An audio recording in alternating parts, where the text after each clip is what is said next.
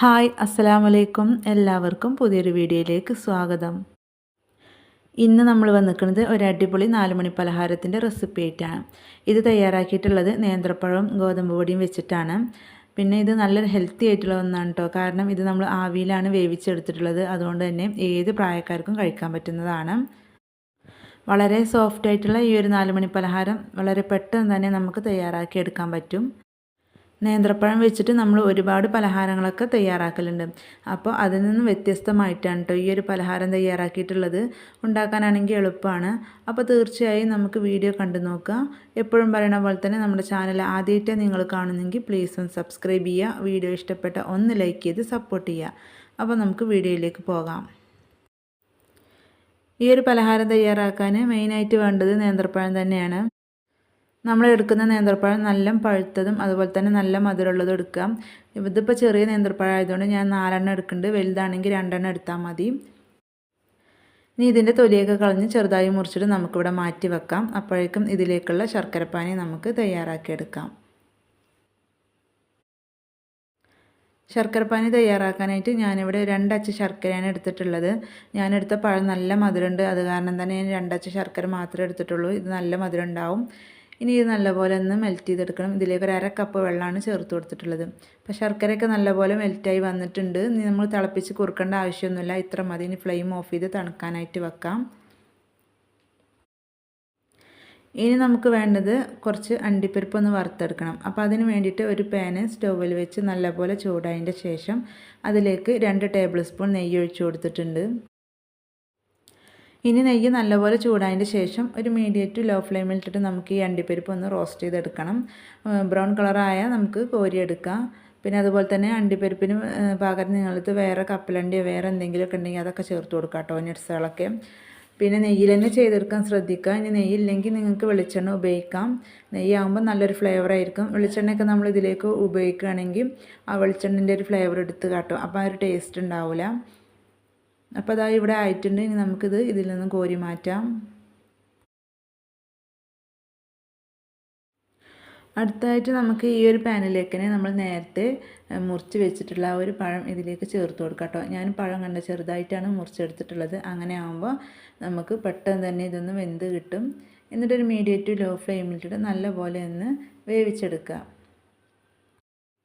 ഈ ഒരു നെയ്യിൽ തന്നെ നമ്മൾ ഈ ഒരു പഴം വേവിച്ചെടുക്കുമ്പോഴാണ് ഈ ഒരു പലഹാരത്തിന് ഒരു പ്രത്യേക ടേസ്റ്റ് കിട്ടുന്നത് കേട്ടോ.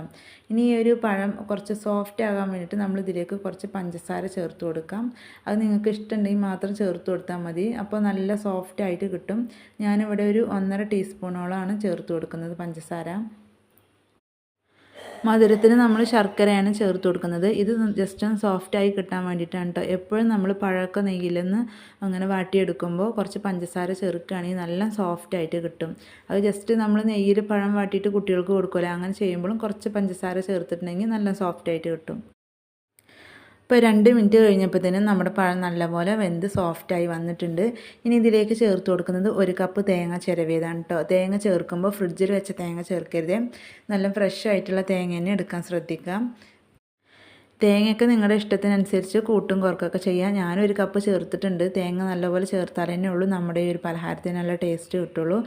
അതോടൊപ്പം തന്നെ ഇതിലേക്ക് കുറച്ച് ഏലക്കയും കൂടി ചേർത്തിട്ടുണ്ട്. ഏലക്കൻ്റെ ആ തൊലി കളഞ്ഞിട്ടാണ് ഞാൻ ചേർത്തിട്ടുള്ളത്. നിങ്ങളുടെ കയ്യിൽ ഏലക്കപ്പൊടി ഉണ്ടെങ്കിൽ ചേർത്ത് കൊടുക്കാം. ഇളക്കി കൊടുക്കുക. നല്ലപോലെ ഇളക്കി കൊടുക്കുമ്പോൾ ജസ്റ്റ് ഇതുപോലെ ഒന്ന് ഉടച്ചു കൊടുക്കുക. പിന്നെ അതുപോലെ തന്നെ തേങ്ങ ചെറുതായിട്ടൊന്ന് ചൂടായി കിട്ടിയാൽ മതി. നല്ലപോലെ റോസ്റ്റ് ചെയ്യേണ്ട ആവശ്യമില്ല. ഇപ്പോൾ ഈ ഒരു ടൈമിൽ നമുക്കിതിലേക്ക് നേരത്തെ വറുത്ത് വെച്ചിട്ടുള്ള അണ്ടിപ്പരിപ്പുണ്ടല്ലോ, അത് ജസ്റ്റ് ഒന്ന് ക്രഷ് ചെയ്തിട്ടുണ്ട്. അങ്ങനെ ഇട്ട് കൊടുത്തേക്കാണ്. എന്നിട്ട് ഒന്നും കൂടി നല്ലപോലെ ഒന്ന് ഇളക്കി യോജിപ്പിച്ചെടുക്കുക.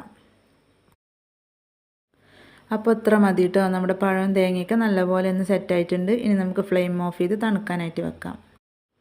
ഇനി നമുക്കൊരു ബൗൾ എടുക്കുക. അതിലേക്ക് 1 കപ്പ് ഗോതമ്പ് പൊടിയാണ് ഞാൻ ചേർത്ത് കൊടുത്തിട്ടുള്ളത്, 250 ml കപ്പിന്. നമ്മൾ ഈ ഒരു പലഹാരം തയ്യാറാക്കാൻ ഏത് ഗോതമ്പ് പൊടി എടുക്കാം കേട്ടോ. കടയിൽ നിന്ന് വാങ്ങിയതോ അല്ലെങ്കിൽ നമ്മൾ വീട്ടിലുണ്ടാക്കിയതോ ഏത് വേണമെങ്കിലും എടുക്കാം. ഇനി ഇതിലേക്ക് നമ്മൾ ശർക്കരപ്പാനിയാണ് ഒഴിച്ചു കൊടുക്കുന്നത്. ആദ്യം കുറച്ച് ഒഴിച്ചു കൊടുക്കുക, എന്നിട്ടൊന്ന് മിക്സാക്കി എടുക്കണം.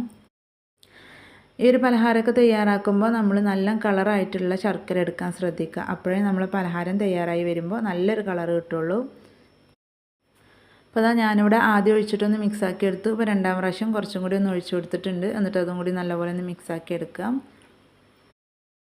പെട്ടെന്ന് മുഴുവനായിട്ട് ഒഴിച്ചു കൊടുത്താൽ മിക്സാക്കി എടുക്കാൻ ബുദ്ധിമുട്ടായിരിക്കും. അതിന് വേണ്ടിയിട്ട് കേട്ടോ കുറച്ച് കുറച്ച് ഒഴിച്ചിട്ട് മിക്സാക്കി എടുക്കാൻ വേണ്ടിയിട്ട് പറയണത്. നമുക്കിനി ബാക്കി കുറച്ചും കൂടി ശർക്കരപ്പാനിയുണ്ട്, അതും കൂടി ഒഴിച്ചിട്ട് നല്ലപോലെ ഒന്ന് മിക്സാക്കി എടുക്കാം. അപ്പോൾ ഞാൻ മുഴുവനായിട്ട് ശർക്കരപ്പാനി ഇതിലേക്ക് ചേർത്തിട്ടുണ്ട്. അപ്പോൾ അതാ ഈ ഒരു പരുവത്തിലാണ് കിട്ടിയിട്ടുള്ളത്. ഇനി നമുക്കിത് കുറച്ചും കൂടി ഒന്ന് ലൂസാക്കി എടുക്കണം കേട്ടോ. അതിന് വേണ്ടിയിട്ട് നമുക്ക് കുറച്ച് വെള്ളം ഒഴിച്ച് കൊടുക്കണം. ഏകദേശം ഒരു 1/4 കപ്പിൻ്റെ അടുത്ത് വെള്ളം ഒഴിച്ച് കൊടുക്കുക. സാധാരണ പച്ചവെള്ളം തന്നെയാണ് ഞാനിവിടെ ചേർത്ത് കൊടുക്കുന്നത്. ഈ 1/4 കപ്പ് വെള്ളം ഞാൻ 2 പ്രാവശ്യമായിട്ട് തന്നെയാണ് ഒഴിച്ച് കൊടുക്കുന്നത്.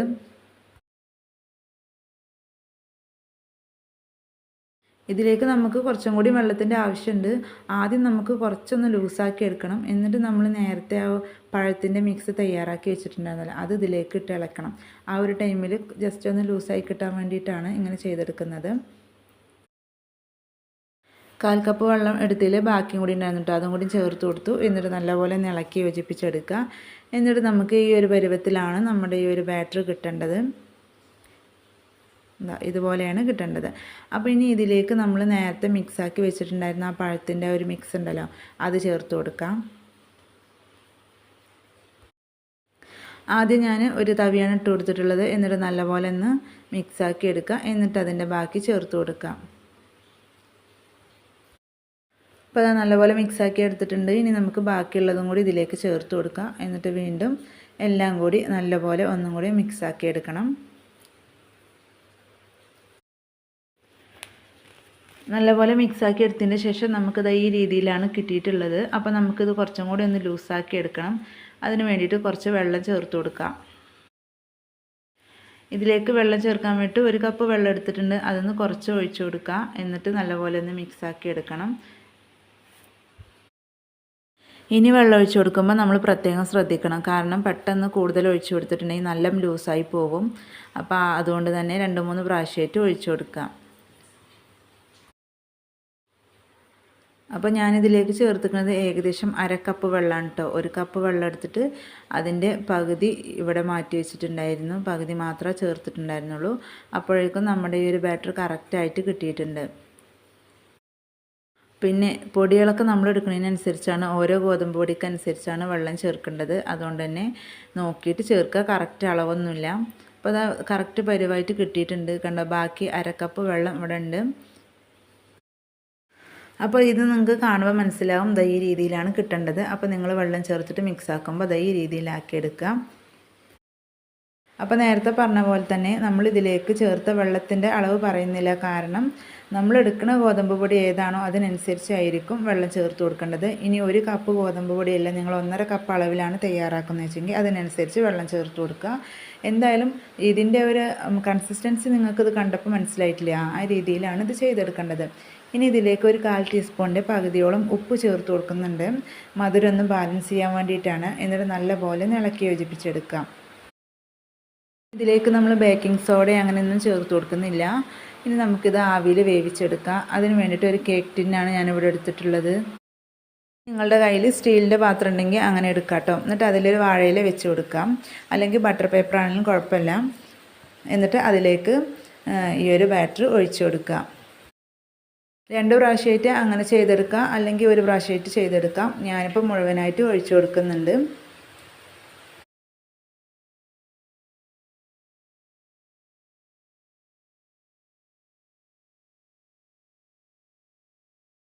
ഇനി നമുക്ക് ഇതൊന്ന് ലെവൽ ചെയ്തെടുക്കണം. ജസ്റ്റ് ഒന്ന് തട്ടിക്കൊടുത്താൽ മതി. ജസ്റ്റ് മുകൾ വശമൊക്കെ ഒന്ന് ലെവലായി വരാൻ വേണ്ടിയിട്ടാണ്. എന്നിട്ട് നമ്മളിത് ആവിയിൽ വേവിച്ചെടുക്കുക. ഇത് അത്യാവശ്യം കട്ടിയുള്ളത് കാരണം തന്നെ ഒരു 20 മിനിറ്റ് ഹൈ ഫ്ലെയിമിലിട്ട് വേവിച്ചെടുക്കണം. അപ്പോൾ ഞാനിവിടെ 20 മിനിറ്റ് കഴിഞ്ഞിട്ട് ഓപ്പൺ ആക്കിയിട്ടുണ്ട്. അപ്പോൾ ജസ്റ്റ് ഒന്ന് കത്തി കൊണ്ടൊന്ന് കുത്തി നോക്കാം കേട്ടോ, ഉൾവശമൊക്കെ ഒന്ന് വെന്തിട്ടുണ്ടോ എന്ന്. ഇനി ഉൾവശം വെന്തിട്ടില്ലെങ്കിൽ ഒന്നും കൂടി അടച്ച് വെച്ചിട്ട് വേവിച്ചാൽ മതി. ഇതിപ്പോൾ നല്ലപോലെ കുക്കായിട്ടുണ്ട്. അപ്പോൾ ഞാൻ തണുക്കാൻ വെച്ചിട്ടുണ്ടായിരുന്നു. അപ്പോൾ തണുത്തതിന് ശേഷം ഒരു കത്തി വെച്ചിട്ട് ഇതിൻ്റെ സൈഡ് വശമൊക്കെ ഒന്നിങ്ങനെ വിടിയിപ്പിച്ചെടുക്കാം. എല്ലാം പെർഫെക്റ്റ് ആയിട്ട് വെന്ത് കഴിഞ്ഞിട്ടുണ്ടെങ്കിൽ പെട്ടെന്ന് തന്നെ വിട്ട് കിട്ടും. ഇനി ഒരു പാത്രം മുകളിലേക്ക് വെച്ചിട്ട് ഒന്ന് കമഴ്ത്തി കൊടുക്കാം. അടിവശത്ത് വാഴയില വെച്ചുകൊണ്ട് തന്നെ ജസ്റ്റ് ഒന്ന് തട്ടി കൊടുത്താൽ മതി. അപ്പോഴേക്കും തന്നെ വിട്ട് കിട്ടും.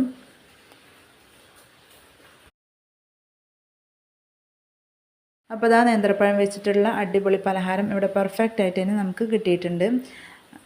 ഉൾവശത്തൊന്നും ഒട്ടിപ്പിടിച്ചിട്ടില്ല. അതുപോലെ തന്നെ വാഴയില വെച്ചിട്ട് നമ്മൾ ചെയ്തുകൊണ്ട് തന്നെ നല്ലൊരു ഫ്ലേവർ ഉണ്ട് കേട്ടോ വാഴയിലയുടെ. നമുക്ക് ഈ ഇലന്ന് ഇതിൻ്റെ മുകളിൽ നിന്ന് മാറ്റാം. കാണുമ്പോൾ തന്നെ അറിയാം നല്ല പെർഫെക്റ്റ് ആയിട്ട് വന്നിട്ടുണ്ട്. നല്ല കുക്കായിട്ടുണ്ടെങ്കിൽ ഇങ്ങനെ കിട്ടുള്ളൂ, അല്ലെങ്കിൽ ഒട്ടിപ്പിടിച്ചിട്ടായിരിക്കും.